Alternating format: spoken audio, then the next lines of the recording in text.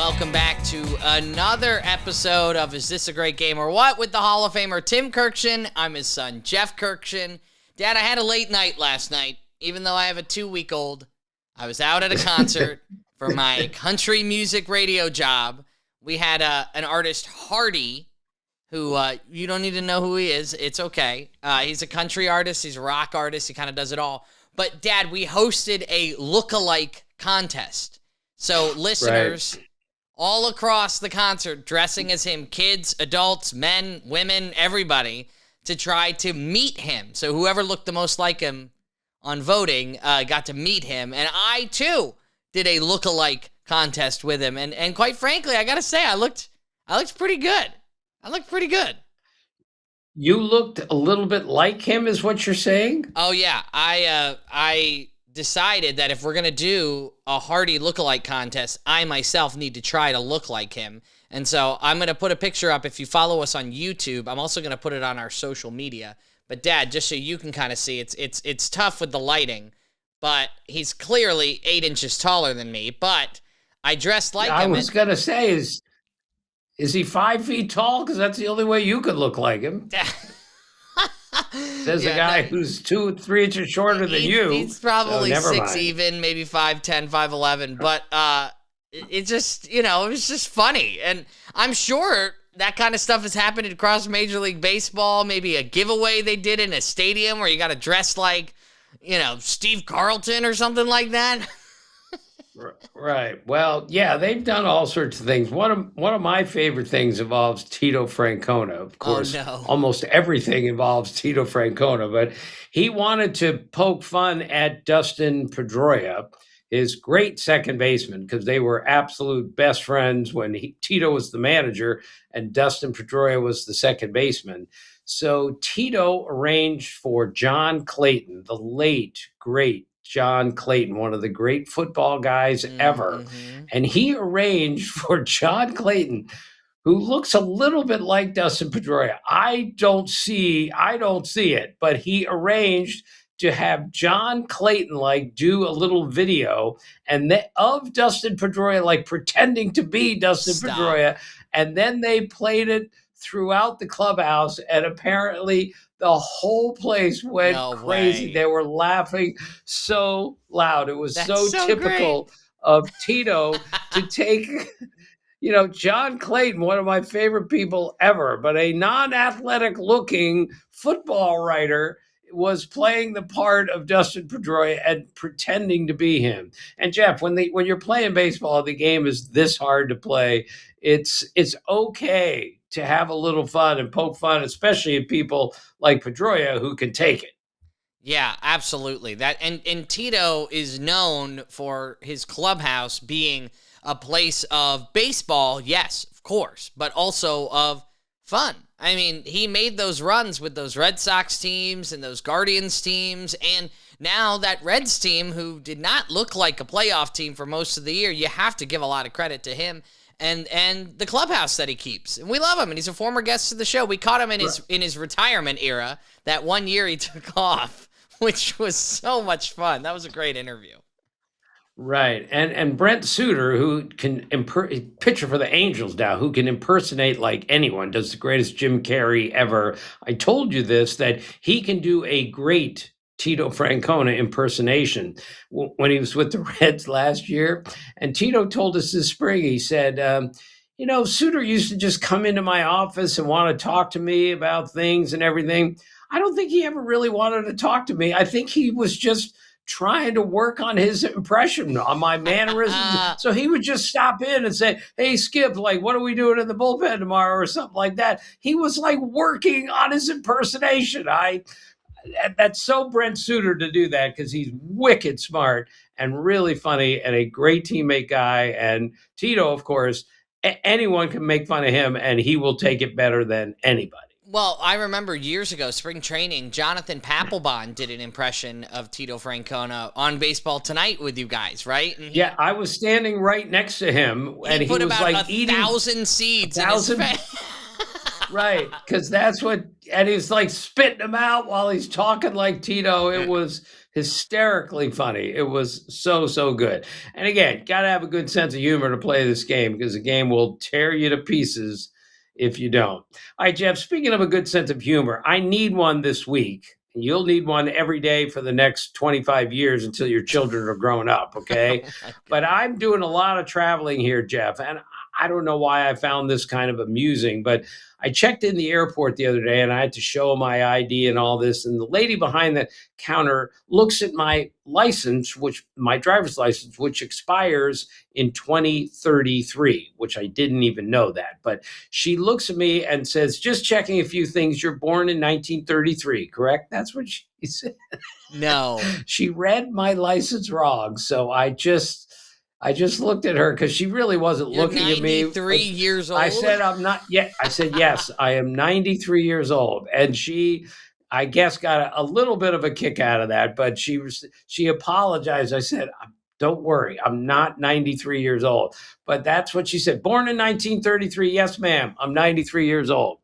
That was really That is hilarious. I remember a friend of mine's a bartender, and he said, when, I can't remember, well, I mean, obviously, it's by the time 2020 hit, when he would check IDs, he said, I would just have to look at the 19 and that was it. You didn't even need to look at the rest of the year, because if you were born in 19 something, and then it made me feel, Dad, like when I'm a grandfather, and we're talking like when it's 2070, and I'm 70 odd some years old, right? My grandkids are going to look at me and say, you were born in 19, insert year here. And yeah, I was born in a different generation, a different decade, different millennium. I mean, my goodness, I'm going to feel, I'm 93. So 1993, not 93 years old. And I'll be able to, wear that until the end of the 21st century, probably. Right. Jeff, a lot of travel this week for me, a lot of trips to Bristol for baseball tonight, Sports Center, a bunch of things. All good, no complaints here. But never forget what my dear friend Alex Wolf, I worked with him at Sports Illustrated, one of the great writers ever, and one of the great basketball minds that I've ever seen. We were talking about all the terrible travel we've had. And I've used this a million times with you, Jeff, stealing it, of course, from Alex Wolf. He looked at me once and he goes, Tim, never forget, traveling is a violation. And boy, is it ever. There's no telling what could happen when you're traveling. You might be mistaken for someone who is 93 years old. How about that? Dad, top 3 things you quoted when I was a kid. Traveling is a violation. Pumbaa, you are a pig. And Hogan from Hogan's Heroes. If I had to pick 3 things you've quoted more than anything, it's those 3. Yeah, Jeff, I was such a good teacher teaching you so many good lessons in life. Oh my gosh. Well, I knew who's on first before I knew my alphabet. So when I went to kindergarten, people said, well, what's on second? And they said ABC. I said, I have no idea, but I don't know who's on third base. Right. Teacher would say, I don't know, and you would say third base. Not a good idea. All right. Why? Because, we're not getting into him. He's our pitcher. All right, Dad, before we jump into the takeaways, tomorrow's guest is going to be iconic. So funny. I'm so excited to bring it to members of the family. Yeah, my dear friend Rich Donnelly will be our guest tomorrow. Rich is the greatest batting practice pitcher ever, and I don't think we've ever talked about great BP pitchers on this podcast. He's also maybe one of the greatest third base coaches of all time. There is an art and a skill to being a third base coach. He tells the greatest stories ever. I've known him for almost 50 years, and few people make me laugh as loud as Rich Donnelly does. So tune in tomorrow. He'll tell you a bunch of stories about BP and about coaching third, and he worked with Doug Rader and Jim Leland, and he was on the same team as Barry Bonds. Some great stories from Rich. Plus some home run derby stories. We're coming up on the All-Star break, and he is the OG, as we would say. You know what that means, Dad? The offensive guard, right? Yep, that's it. You nailed it. He is the offensive guard of the home run derby. Nailed it, Dad. And so we're going to talk a little bit about... What is an OG, Jeff? I was just going to leave it there. So It technically means original gangster, but like it's just become like the original, like the first, the most important, right? When you think of the home run derby, you can think of Rich Donnelly because he was known as the guy who was throwing BP for the home run derby before it got to the way it is today. So that's what the OG means. OG, original gangster. Was there any reason I would know that, Jeff? I'll take 1,000 for things I didn't think Tim Kurkjian would ever say. Original gangster. Jeff, it doesn't make any sense. How can that be a thing if it doesn't make any sense? It does, Dad. It's from, hip hop and rap culture. I'm sure it's from a song that I can't even quote at this point, but it basically means the first, right? He's an original gangster, an OG. Right, I got it. People, dehydration sucks. Quince electrolyte stick packs to the rescue. I order them. I use them all of the time. Listen, as somebody who may or may not have had some adult beverages in their life, the next day, you know what flavor I like? Watermelon.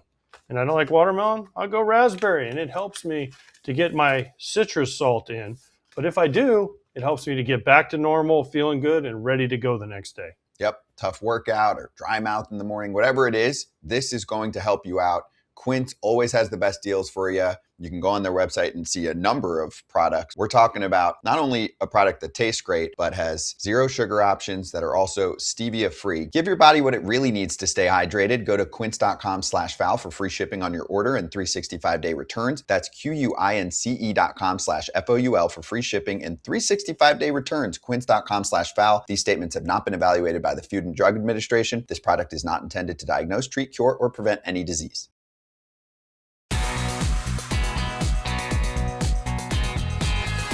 Let's jump into the takeaways, Dad. What do you have across Major League Baseball? All right, so the White Sox beat the Royals the other day 22-1, and they had a 10-run inning. Now, Jeff, we have had 7 10-run innings this year. So the only season, it was in 2005, in which there were more 10-run innings before the month of July was in 2005 when there were 8. So, Jeff, it's odd to me. I'm confused and I'm intrigued that I say every week on this podcast, how does anyone get a hit anymore? But once guys start to get hits, it just seems to snowball.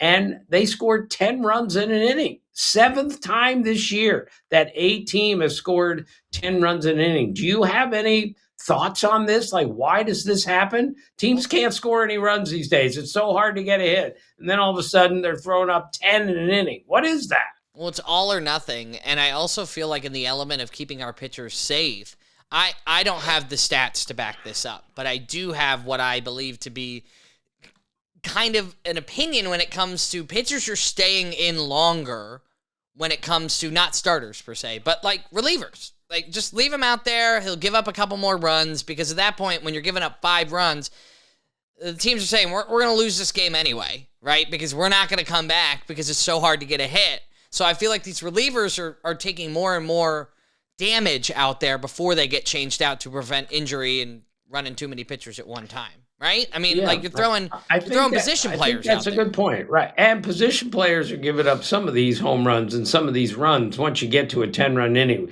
Nobody hesitates anymore to put a position player in. As I told you, Jeff, when I first started covering late 70s, early 80s, you would see 1, maybe 2 position players pitch during a season. Now it's almost every night you see a position player pitch in order to keep the real pitchers healthy. I understand. And I think this next note is, kind of connected also. Help me here. But Hunter Goodman of the Rockies hit 3 homers in a game the other day. So he's the 6th guy this year to have a 3-homer game. We've had 4 of them in the last 12 days. Is this the all or nothing thing also? Do you think that we know they're going to the plate thinking damage, let's hit it in the upper deck as opposed to a soft single to left field? Do you think that's where we are on this? 1,000%. We're swinging for the fences or we're striking out and going back to the dugout. That's baseball in 2026. It's no doubt.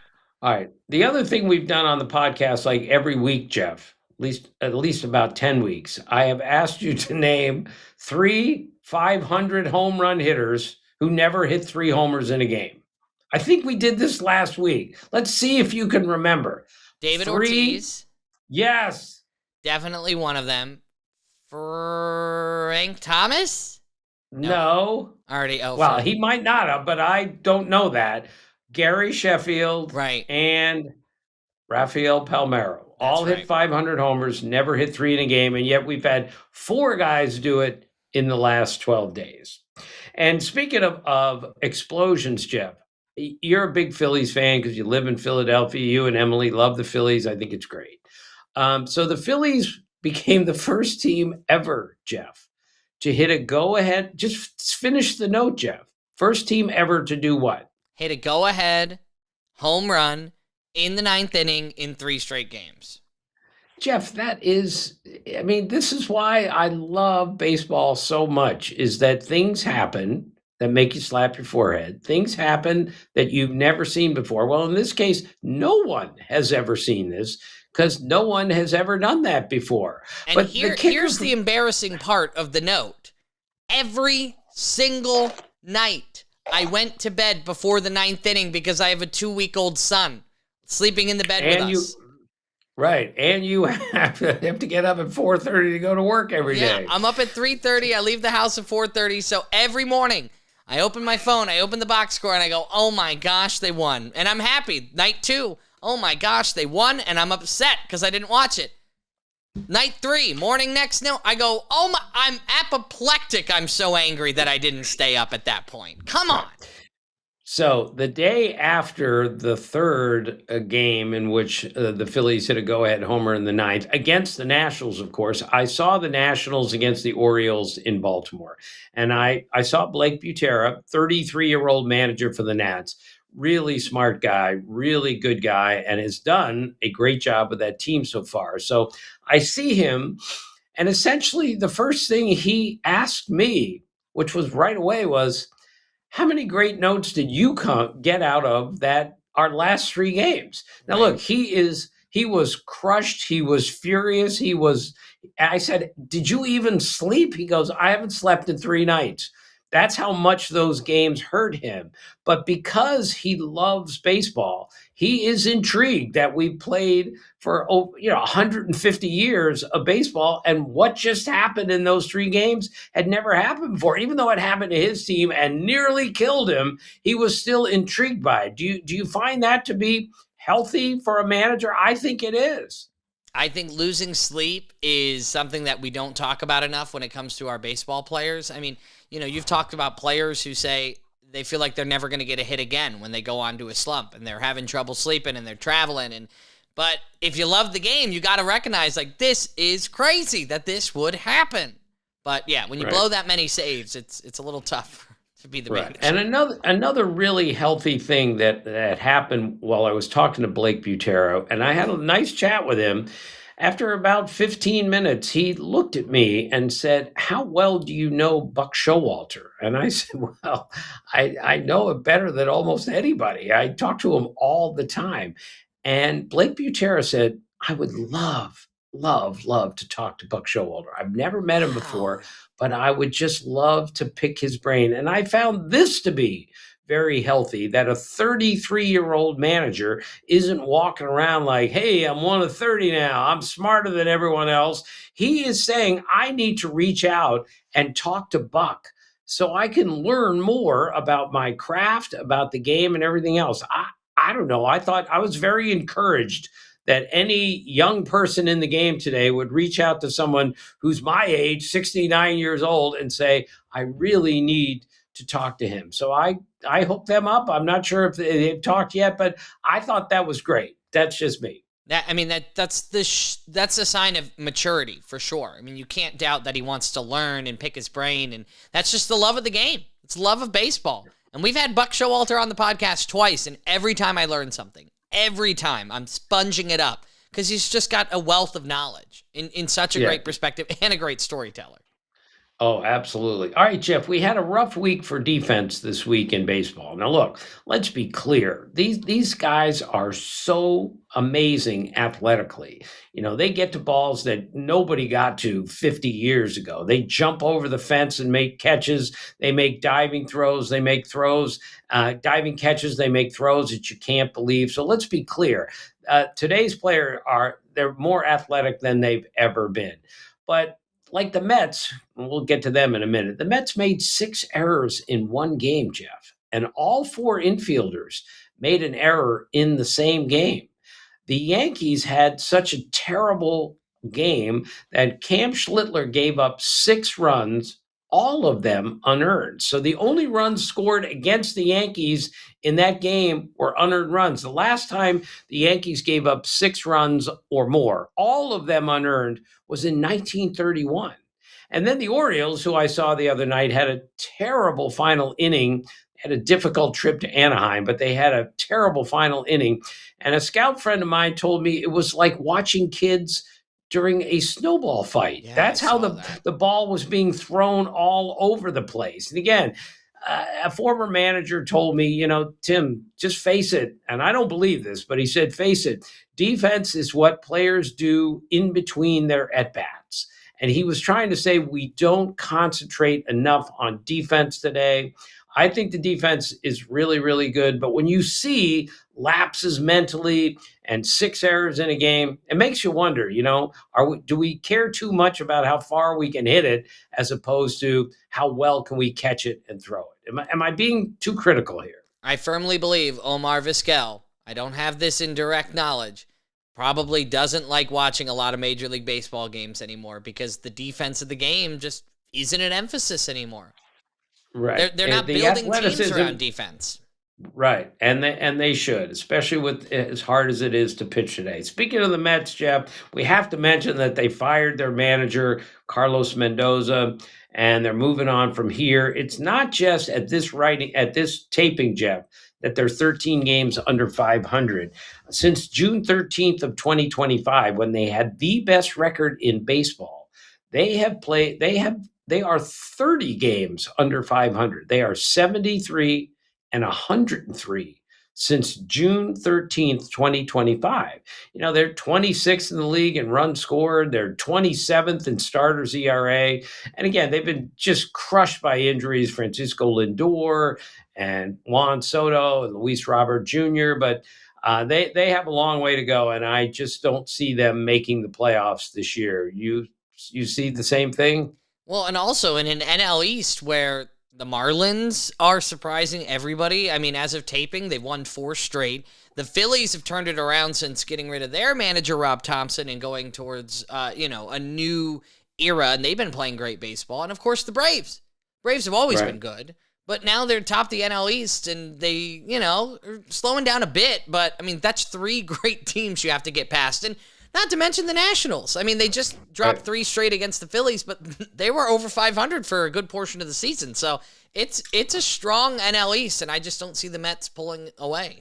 Not this late. Yeah, I agree. And we can't do a takeaway without talking about Jacob Misiorowski, because every time he goes to the mound, something happens that just makes you slap your forehead. So in his last start, he threw a pitch at 105.5 miles an hour, Jeff. I mean, what is the end to this? Is someone going to throw it 110 miles an hour someday? I can't imagine, but I never imagined anyone throwing it 105 miles an hour. So I worked with Adam Ottavino the other day on Baseball Tonight. Former pitcher, went to Northeastern, really, really smart guy, and can break down the mechanics of pitching just about as well as anyone. So he told us off air the other day that he had to break down the Misiorowski 15 strikeout, no walk, 1 hit, complete game in which he threw 95 pitches, the last one at 103 miles an hour. So he said,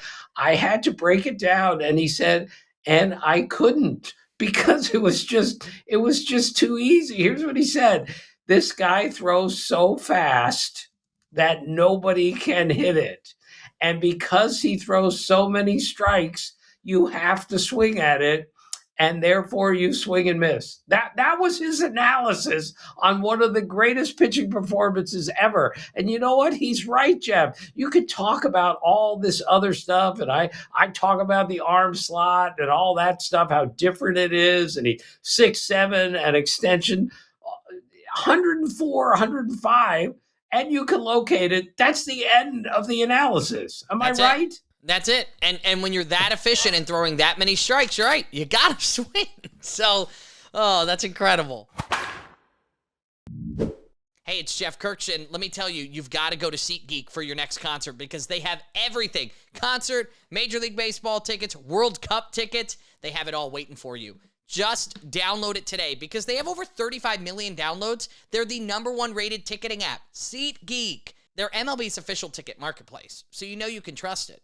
It's incredible. 70,000 events listed on SeatGeek right now waiting for you. And not just sports tickets, concerts and festivals. You know, a buddy of mine was in the parking lot of a country concert the other night with me. He bought his tickets on SeatGeek in the parking lot. I mean, come on. They make it so easy for you to enjoy the shows. And we're going to make it even easier for you right now because we've got a code for you. Get Territory 10. Make sure you put that in. 10% off your next set of MLB tickets at SeatGeek. But if you click the link in the description, it's going to automatically load for you so you can use it later. Thank you to our friends at SeatGeek. Again, Territory 10. 10% off MLB tickets on SeatGeek.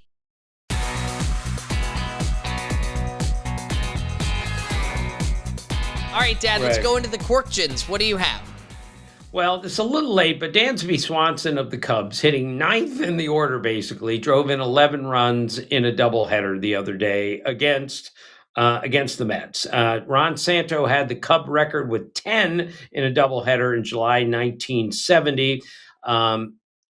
Swanson also drove in 15 runs in 3 games against the Mets. They played a 4-game series. He didn't drive in a run in the 4th game, but the only other players to have 15 RBIs in a 3-game stretch against the same team are Reggie Jackson, Lou Gehrig, and Tony Lazzeri, all Hall of Famers. That's what Dansby Swanson did. 11 RBIs, Jeff, in a doubleheader. But do you remember the great Yogi Berra stat from the minor leagues? How many runs did he drive in that doubleheader? And his granddaughter, Lindsay, absolutely confirmed all of this. I can't remember the number. Yogi Berra drove in 23 runs. That's what I thought it was 20, right? I went to Yogi and I said, Yogi, how is that possible? And he only hit 1 homer with 23 RBIs in a doubleheader. He had 12 in the first game, 11 in the second. And typical Yogi just said, well, every time I came to the plate, the bases were loaded. And then he hit like 3 3-run doubles, 3 3-run triples. It was just insane. It was absolutely crazy. So that's it. All right. So Kyle Schwarber, your boy, was intentionally walked with nobody on base in the 9th inning the other night. So he gets an intentional walk with nobody on base. And, you just don't see very much of that. But remember, 2002, just to show you how great Barry Bonds was in his prime, he got walked 8 times in one season, intentionally, with nobody on base. Is that stunning to you, Jeff? You're a threat. It's the greatest compliment a player could get. I really believe that. Right. And 8 times in one season for Barry Bonds. Right. Unbelievable. Willie McCovey used to own the record for most intentional walks in a season with 45. And then Barry came along and had a season in which he had 120 intentional walks. 120. Jeff, he had more intentional walks, I believe, than any National League player that year had walks total. He had 120. Gosh. Yeah, that's Barry Bonds for you. All right, so Jeff, I got a kick out of this. Eric Lauer of the Dodgers the other day pitched 6 hitless innings in relief. It's one of those opener situations where he's the second pitcher in, and he pitched 6 no-hit innings. So I called Frank from the Elias and said, who's the last guy to do that? And Ken Waldichuk of the A's did it in 2023. So it's only been 3 years, but 3 days after Eric Lauer did it, Ian Seymour of the Rays did the same thing. He came into a game and pitched 6 2/3 hitless baseball. Is that amazing that it hadn't happened in 3 years? And 2 guys did it in 3 days? That always shocks me, Dad. I definitely didn't think it would have been 3 years. But you know who it reminds me of is our guest, Kent Merker, right? That very much reminds me of him. Now, he was a starter and a reliever and a closer in his career, but that just sounds like a Kent Merker stat, something he was involved in, right? Right, yes. Kent Merker, so funny. All right, Dylan Cease on Saturday, Jeff, of the Blue Jays, had a 10 strikeout game, and he only pitched 4 2/3 innings. So that's the third time in his career that he has struck out 10 or more in less than 5 innings. And he's the first pitcher ever since the mound was moved to its current distance in 1893 to have 3 different starts in which he had 10 or more strikeouts in fewer than 5 innings. I mean, he's the only guy ever to do that. He's done it 3 times. That's amazing, isn't it? That's incredible. That is nuts. All right, Jeff. Now, speaking of incredible, you know how much I love James Wood of the Nationals. His dad, Kenny Wood, is a good friend of mine. We played old dog basketball for years. So please, I'm not picking on anyone. This is the game we played today.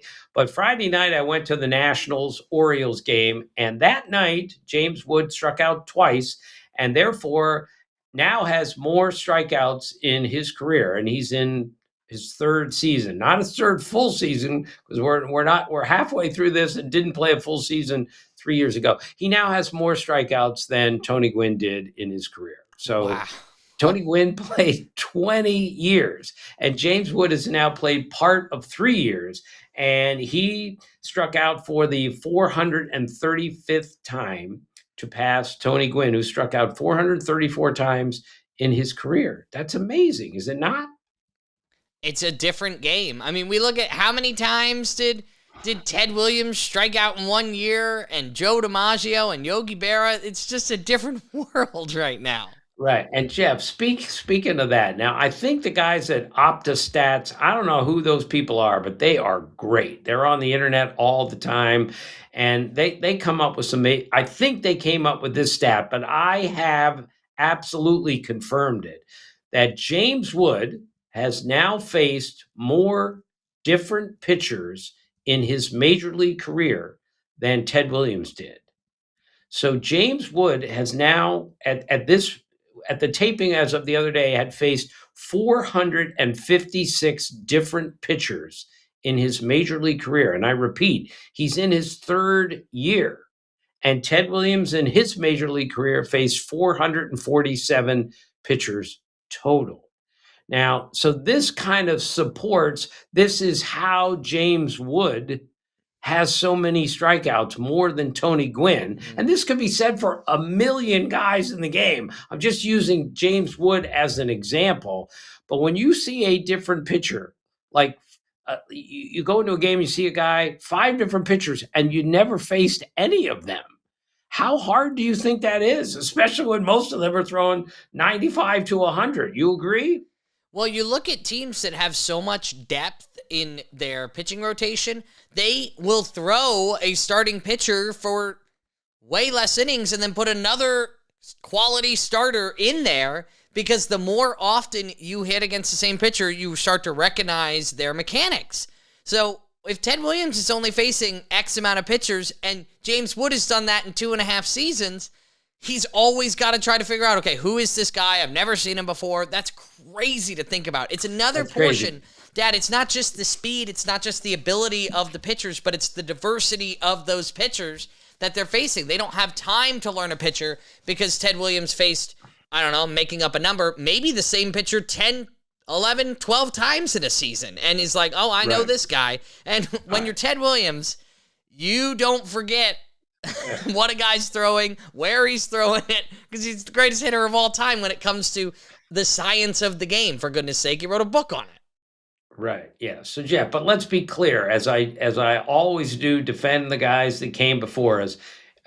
People are going to say, "Oh, Ted Williams couldn't hit today. Look how few pitchers he faced." No. Ted Williams would figure anything out, and this stat is just there to provide some context on what James Wood and today's hitters are up against. Not, oh, Ted Williams had it easy facing these guys over and over again. No, I'm not buying that. I'm not. Mm-hmm.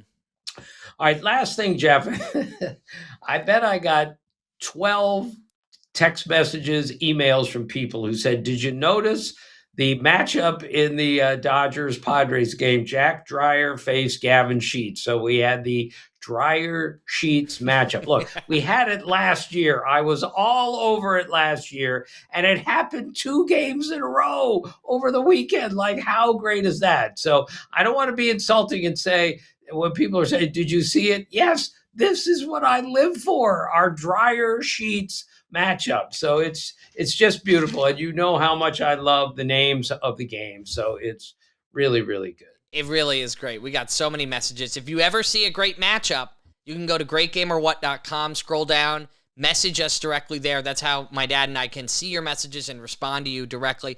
We love people, obviously, who DM us on social, but we get a lot of messages there. It's hard to get through them all. Our website is the real place to get to us, greatgameorwhat.com.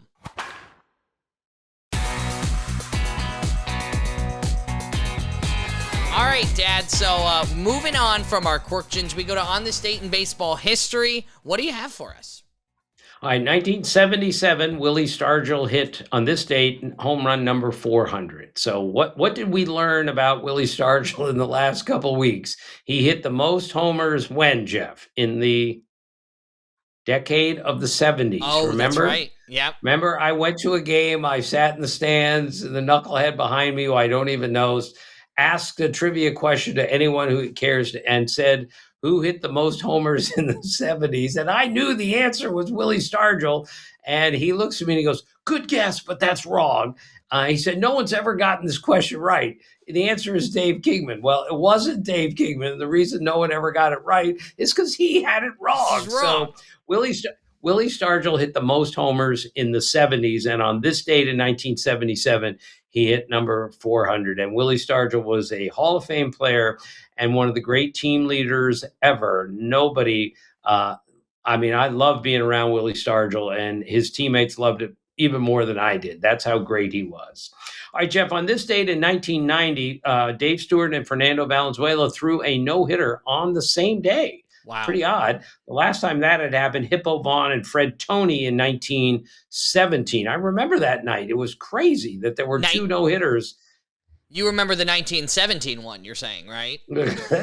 Well, I'm 93 years old, Jeff, as we've established with my trip to the airport the other day. So, yes, I was there. All right, 2005, Craig Biggio was hit by a pitch for the 268th time, which passed Don Baylor for the most in the modern era. Only in baseball can the modern era be defined as 1900 on. That's the modern era, Jeff. I remember asking Biggio, I've asked him many times about getting hit all the time. And he said, I promise you, Tim, I've taken more Advil than anyone in the history of baseball, because he got hit all the time and he played the game so hard. I checked with Frank from the Elias, and for the first time he said, Tim, I can't help you with that. We don't have Advil in our data bank here. Is that the stupidest thing you've ever heard, Jeff? Advil consumed, AC, not a stat line on the box score on Baseball Reference. Oh, boy. And I remember asking Don Baylor, Don, of the 267 times that you got hit, which one hurt the most? And remember, Don Baylor was a big, strong, tough man, and one of the great guys I've ever met. I said, his nickname was Groove. I said, Groove, which one hit the most? And he looked at me and he goes, none of them.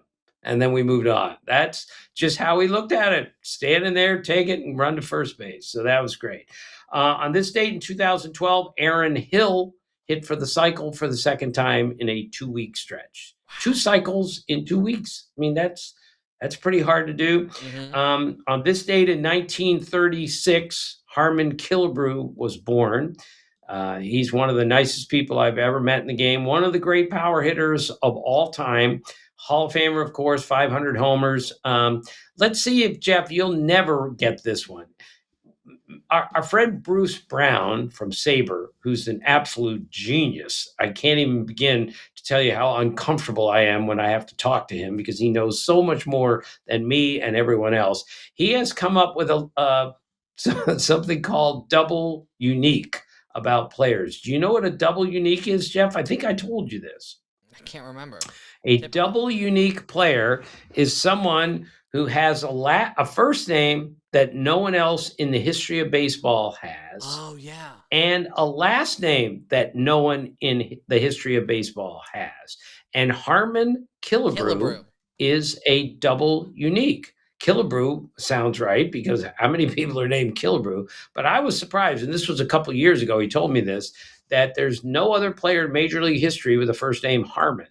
So Harmon Killebrew is a double unique. And Bruce Brown has this entire list of players, like hundreds and hundreds of them, who are double uniques, like Urgeth Urbina. Like you got a really weird first name and then an odd last name. But Harmon Killebrew is a double unique. Does that surprise you at all? No, it doesn't, because, I mean, the first name that came to mind for me, and this is total fail, was Yadier.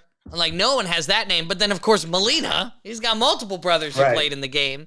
So I couldn't even come up with another double unique. Why don't we ask our listeners? I know there's a list out there, and I'm not going to quiz you. I'm going to ask our listeners, send us who you think is a double unique across Major League Baseball. Maybe we'll even get the commissioner to chime in as well. Not the commissioner of baseball. He's really busy. But we'll get our dear friend Mike Shore, greatgameorwhat.com. Give us a double unique that you love in this great game of baseball. Okay, this date in baseball history, Jeff. On this date in 1905, Moonlight Graham played the only game he ever played in Major League Baseball. You know, he never got an at bat. He went and played right field for the New York Giants for a couple innings in 1905. No one's called me Moonlight Graham for 50 years. One of the great movies ever, right, Jeff? A lot of people don't realize he's a real player. It's based on, more or less, a real name and a real player. And that stat line that they put up, it's real. And I absolutely love that movie, Dad. It is our favorite baseball movie, Field of Dreams. And I remember the moment I figured out that this is not about baseball. It's about a father and a son. If you build it, he will come. And we're all thinking, Shoeless Joe, baby. Well, sorry, spoiler alert, but it's been like 30 years, so not quite a spoiler alert anymore. It was his dad, Ray Kinsella. Oh, I just love it. So good. I love it. Right. So as a tribute to Moonlight Graham, we've never used this on the podcast, Jeff. So it's fresh, even though I used this a long time ago anyway. You tweeted it. The all Eclipse team, because we have to have Moonlight Graham on it. Our catcher on the all Eclipse team is Fernando Lunar, Lunar. Right. Razor Shines is our first baseman. Razor Shines was on our list the other day, right? For the all summer team. Razor Shines made the Team Tim list 2 weeks in a row. Has anyone else ever done that? You better do the all Barber team, because we could have him on that next week.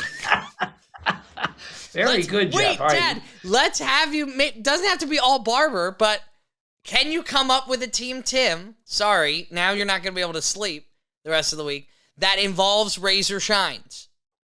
You name it, but it has to start with Razor Shines, meaning like he has to be on the team. So it could be all Barber team, all Sharp Instrument team, whatever you want to call it. Right. But that is the assignment I'm giving you, and the family. Good. Greatgameorwhat.com. I'm on it. Okay, our second baseman is Moon Mullen. Our third baseman is Hector Luna.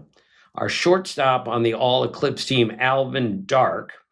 Moonlight Graham is one of our outfielders, of course. Jorge Soler, another one. Wally Moon, another one. Sky Bolt is our designated hitter. And our pitchers are Sun Woo Kim, Ken Cloud.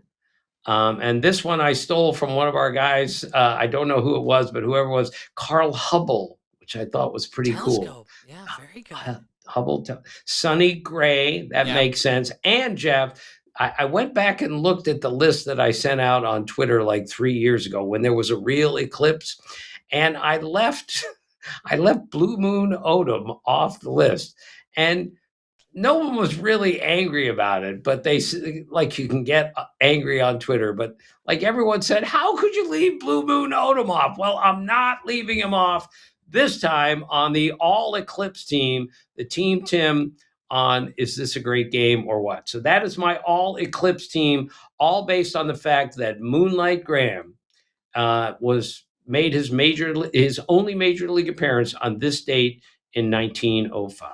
So let's do it again, Dad. Razor shines. Next episode of Is This a Great Game or What? If members of the family want to come up with a team, greatgameorwhat.com. Involve Razor shines. More creative, the better. And we'll shout your team out next week or at the end of this week because, we're doing Team Tim's, Dad, absolutely every single episode at this point. 2 a week, Jeff. You know what kind of pressure that puts me under to come up with 2 a week? And I'm working on one for July the 4th. So that's going to run this week. And it's maybe the dumbest one ever, but I'm really working hard on it. Probably too hard, but that's okay.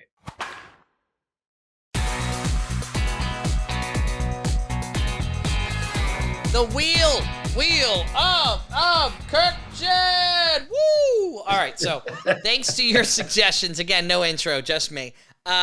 Your suggestions. Jeff, does everyone know what the Wheel of Fortune mean? The show, everyone knows that, right? It's a takeoff on the Wheel of Fortune, right? Yeah, for sure. Yeah, I think it's common enough to know for sure. This is the Wheel of Kurkjian. We've put your suggestions in my terrible handwriting onto the wheel. We're gonna spin it, and Dad has to riff off of whatever we land on. Are you ready, Pop? Yes. All right, here we go. That's weird. I don't ever call you Pop on the podcast, but I do call you Pop exclusively outside of the pod. Okay, here we go. Most people do, yeah. Most people call me Poor Pop.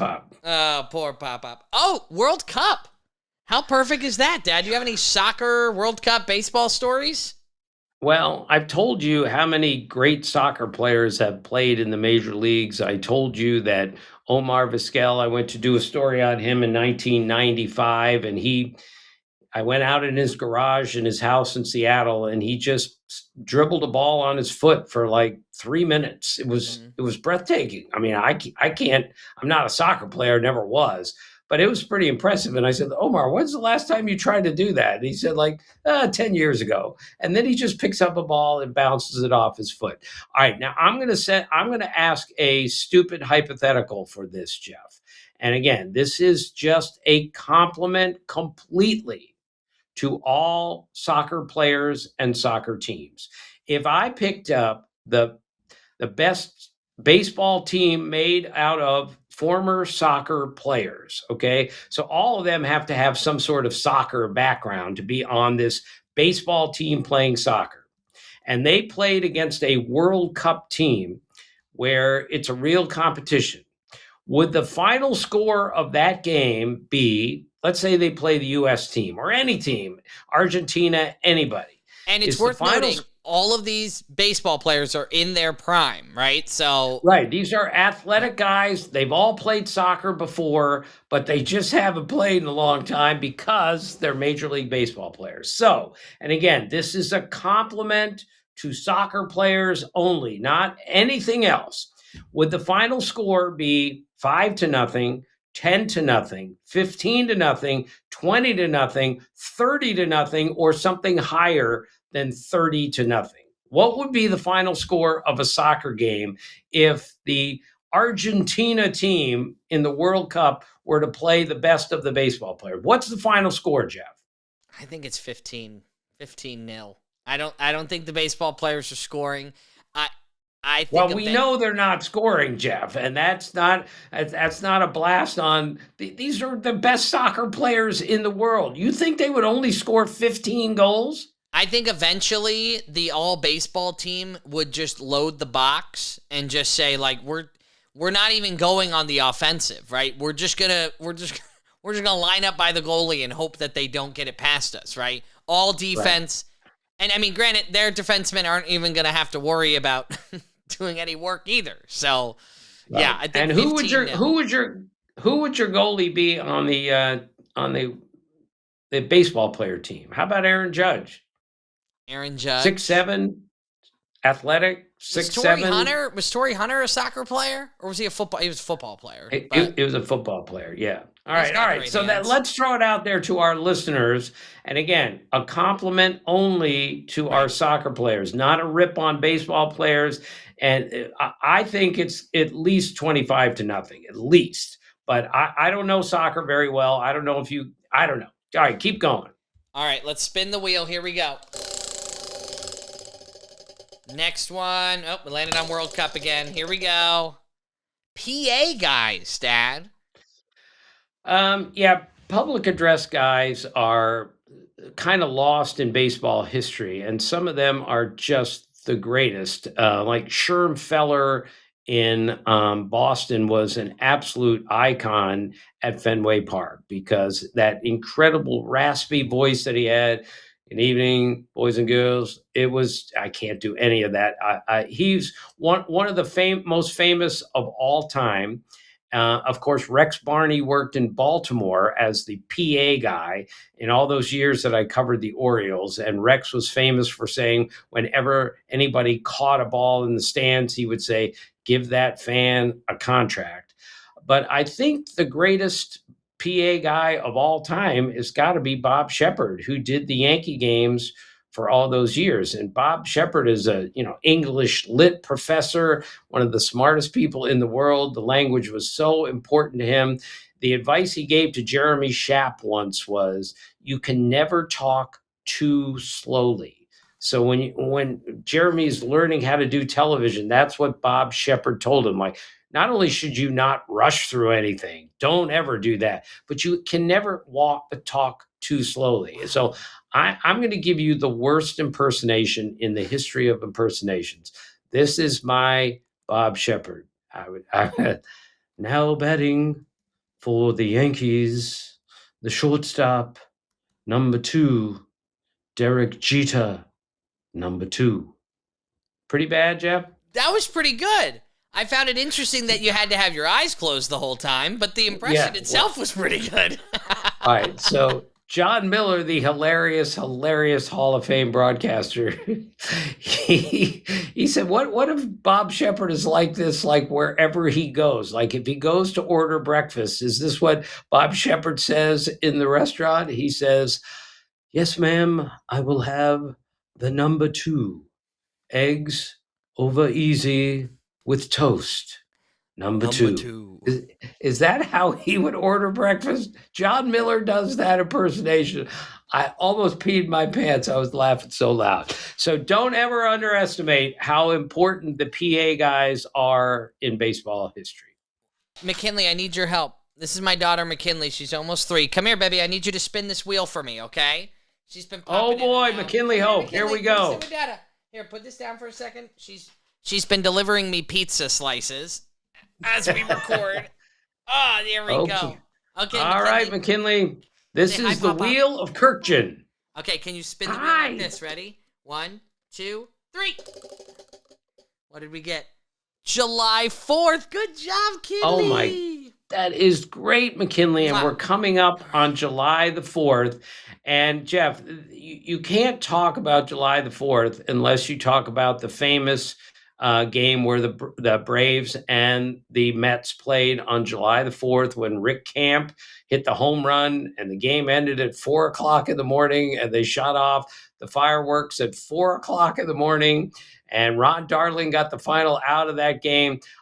The only reason we're bringing this up, Jeff, is if you haven't listened to Ron Darling on the podcast last year, the entire podcast was about that famous July 4th game, Mets and Braves. So that's where I'm going to leave it. There's no story that I can tell that can top anything that Ron Darling said that day because he summed it up perfectly. He captured it perfectly. It was amazing. Way to go, McKinley Hope, July the 4th. So she did a great job. All right, we have time for one more, Dad. I mean, this is the most spins we've done. Let's do it. Here we go.